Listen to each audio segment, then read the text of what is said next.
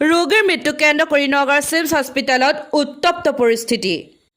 এজন ৰোগীৰ মৃত্যু কেন্দ্ৰ কৰি শুক্ৰবাৰে পুৱাই এক উত্তপ্ত পৰিস্থিতিৰ সৃষ্টি হয় নগাঁৱৰ চিমছ হস্পিটেলত। বুধবাৰে এক দুৰ্ঘটনাত পতিত হোৱা নগাঁৱৰ মাহৰুলৰ মাহমুদ আলীক ভৰ্তি কৰোৱা হৈছিল নগাঁৱৰ চিমছ হস্পিটেলত। কিন্তু শুক্ৰবাৰে পুৱাই মাহমুদ আলীৰ মৃত্যু হোৱাৰ পিছতেই ব্যক্তিগত খণ্ডৰ চিকিৎসালয়ত উপস্থিত হয় মাহমুদ আলীৰ পৰিয়ালৰ লোক। মগজুত আঘাতপ্ৰাপ্ত মাহমুদ আলীৰ পেটত চিলাই কৰা দাগ প্ৰত্যক্ষ কৰি উত্তেজিত হৈ পৰে পৰিয়ালৰ লোক।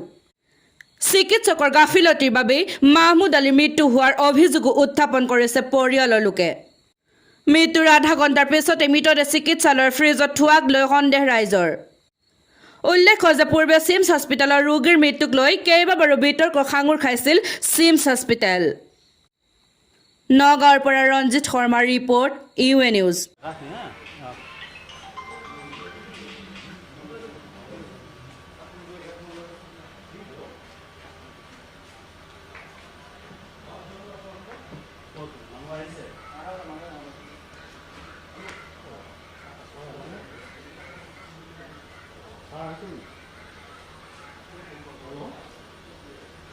कितने आने वाले बच्चे को मारो कुकुर काले ओए कुकुर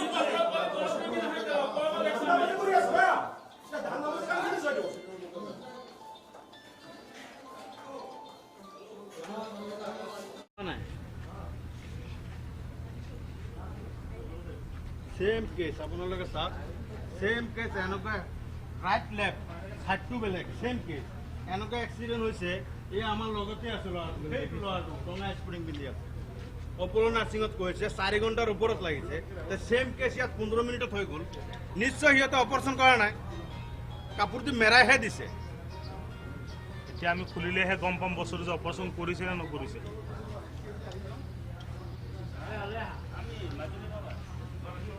कितने मारिছে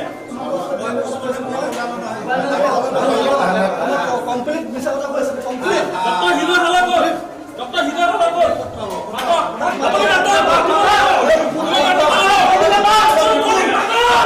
ডক্টৰ হিদৰ ফটো মাতো হ্যাঁ মারতে বলা বসা না এটা কে বুঝা দিব এটা বুঝাব নালাগে মানে ভাল হলে তো আকো অপারেশন লাগিব এটা পেটৰ থেকে ইনফেকশন নহব কাৰণে সেইটো বুজি পোৱা নাই বেন অপাৰেশন ভাব আছিল আজি পেশেন্টটো আইসিইউৰ পৰা ভেন্টিলেটৰৰ পৰা যে ওলালে আমি গাৰ্জিয়ান নাইকা তাৰ পিছত ওলাই দিলে কিন্তু আমাৰ সন্দেহ আছিল হিয়তে কিবা 2 নম্বৰী কৰিছে এতিয়া সব আমি লাশ কিন্তু ঘৰত নিয়া নাই নাৰ্সিংতে আছে মূৰত দুখ পাইছে হিয়তে পেট ফালিছে কিয়